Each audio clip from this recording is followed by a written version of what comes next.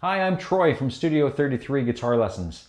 The video you're about to watch is an excerpt from our course called Essential Theory and Technique for Guitar. If you like this video, you can get the full course at our website, studio33guitarlessons.com. Also, make sure you click like and subscribe to our channel so you don't miss our next video. Thanks for watching. Now we're going to take the techniques that we just learned with the left hand and the right hand and put them together, and we're going to play your first scale. This scale is called a chromatic scale. Chromatic just means playing every semitone in a row. So on the guitar neck, that means we're going to be playing every fret in a row. This entire scale will be on the low E string. So we're going to start with the open string. So again, open means we're not putting our left hand on any of the frets, simply letting the string ring out. So remembering our technique with the right hand, put the pick on the E string, put your pinky, ring finger on the guitar body right below the sound hole, give yourself a little bit of support, and play that open E string. Now remember, you want the pick to come down and land on the A string. So each note of this scale, we want to follow that same technique with this right hand. Have that pick come down, land on the string below it. The left hand, we also have to remember all the techniques that we talked about earlier. We want the thumb to be straight up and down, middle of the neck, lined up with the middle finger. We're going to be doing one finger per fret, so each finger has its area of responsibility. So the first finger is going to take care of the first fret, the second finger, the second fret, and so on. So let's play the first 5 notes of this scale, starting with the open E string and then the first 4 frets. So that would look like this.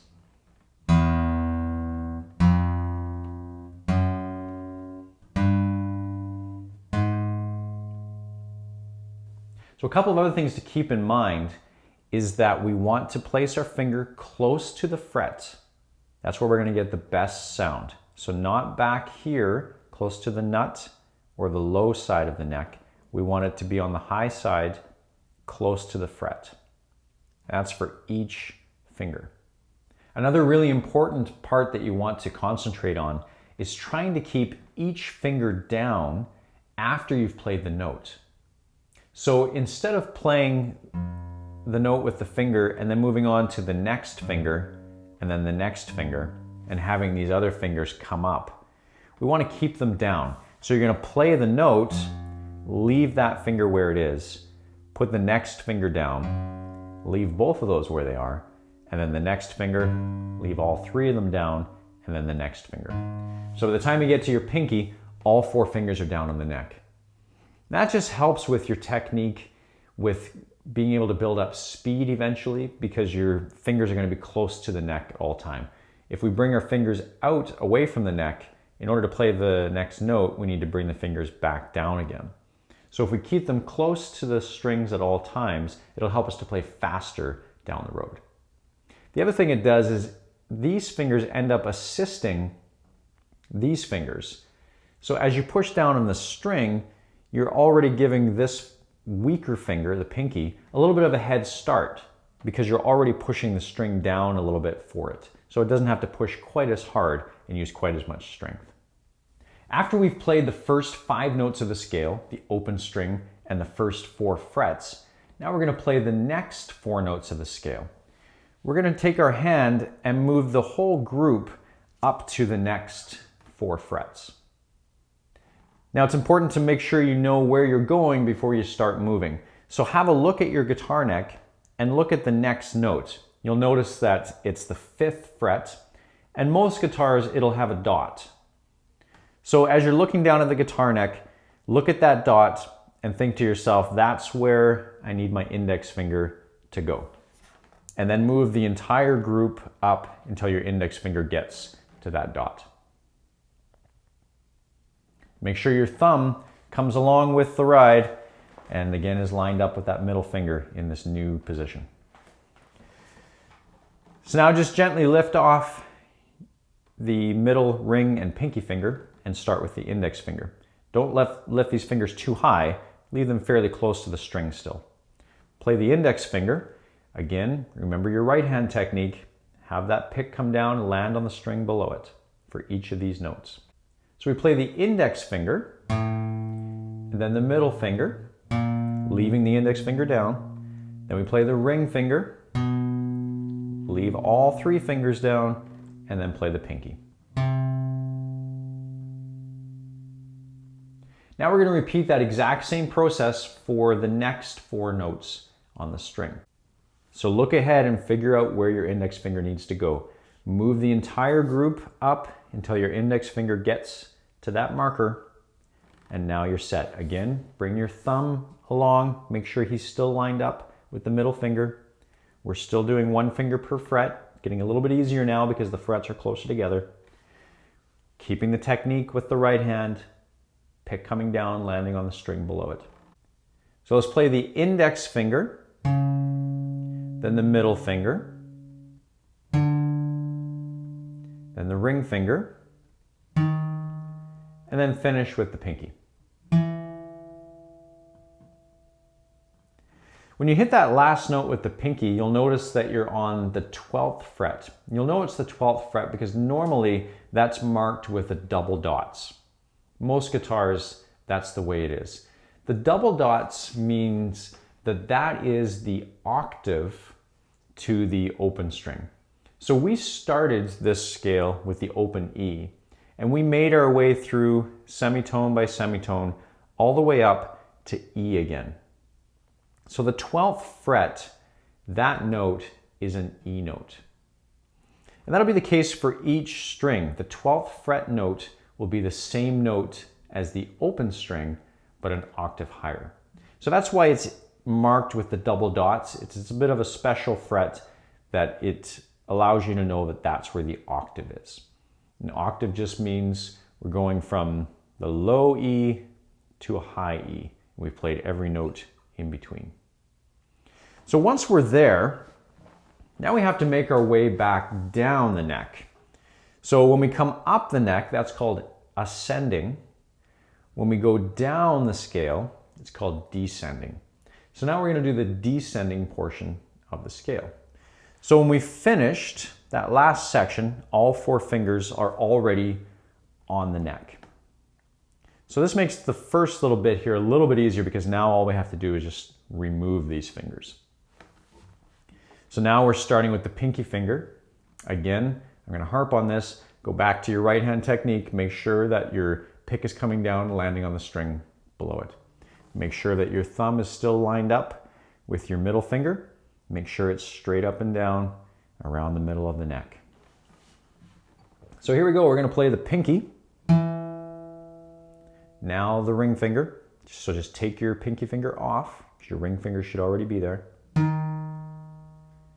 Now take your ring finger off, and you should be down to your middle finger. And then finally take your middle finger off. You should be left with the index finger.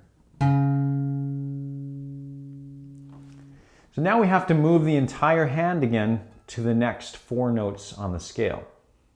Again, it's very important for you to look ahead and figure out where you're going to be going before you start moving, because it'll get confusing once you move your hand and then you realize you don't know which fret you're supposed to be on.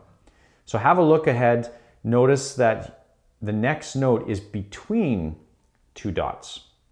So that's where you want your pinky finger to go. So move your whole hand down until your pinky finger gets to that note between those dots. And then make sure your other fingers are lined up, one finger per fret. And again, your thumb, middle of the neck, straight up and down, lined up with the middle finger. Lots to think about, but it'll get easier as you do it. You won't have to think so much about it. So let's try this. You've got pinky finger again. Moving down to the ring finger. Moving down to the middle finger. Again, we're still doing the same technique with our right hand. Pinky on the body of the guitar, pick coming down, landing on the string below it. Moving down to the next note, the index finger. Now again, we have to move the entire hand down the exact same way that we did earlier. So look ahead and see where your pinky finger needs to go. Again, it needs to go between the dots.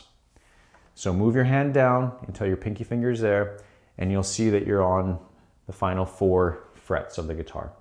Make sure your thumb again is lined up with the middle finger, and now play those 4 notes. Pinky finger, ring finger, middle finger, index finger, and then finally ending with the open E string. Once you're comfortable playing that chromatic scale, now we're going to move on to another way to play the same scale. So instead of playing it all on one string, we're going to play it across the first 4 frets, but all the way down the neck. So it's going to start the same way as the other way we did it, with the open E string. And our techniques are going to be the same as we did before as well. So make sure that your pick comes down and lands on the string below it, and make sure that we keep 1 finger per fret and leaving our fingers down after we play the notes. So starting with the open E string, and then going to our index finger on the first fret, and then the middle finger on the second fret, leaving our index finger down. Moving on to the third finger, the ring finger on the 3rd fret, leaving all 3 of those fingers down and playing the pinky. Once you've played those 4 frets, we're going to move down to the next string, the A string. So take your pick, move it down, rest it on top of the A string, and as you play that A string, bring your pick down to land on the next string, the D string. So we start with the open A, and then the same process as before. Index finger on the 1st fret, middle finger on the 2nd fret, ring finger on the 3rd fret, and pinky finger on the 4th fret. Again, once we get to the pinky, all the fingers are down. And now we're going to continue on to the next string, the D string. So move your pick down, start with the open D, then the index finger, middle, ring, pinky. That's going to continue all the way down the neck. When we get to the high E string,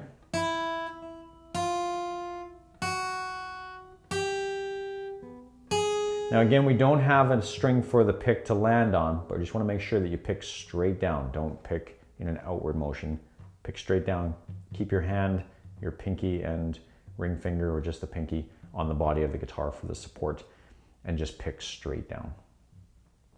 Once you get up to the highest note, the pinky finger note, then you can work your way backwards. So that again would be descending. Same idea as when we did it on the E string. You're just doing it backwards. So we've got pinky, take that off, you have your ring finger, take that off to the middle finger, down to the index finger, and then the open E. So now you want to move back up to the next string, the B string, and get all the fingers kind of lined up into their proper spots, 1 finger per fret. And now we're going to start with the pinky finger, the ring, the middle, and the index, and then the open. And you follow that exact same process all the way down the neck until you're back to the low E string. So that's the chromatic scale. That's something that you should practice a lot right now. It'll help you to get your fingers used to holding down notes. It will help them to build strength and dexterity and independence. The chromatic scale is not really very musical. It's more of an exercise. So it's not going to sound particularly interesting. It's mostly just to get your fingers used to moving independently and properly on the neck. So practice that a lot, and then we'll move on to the next exercise.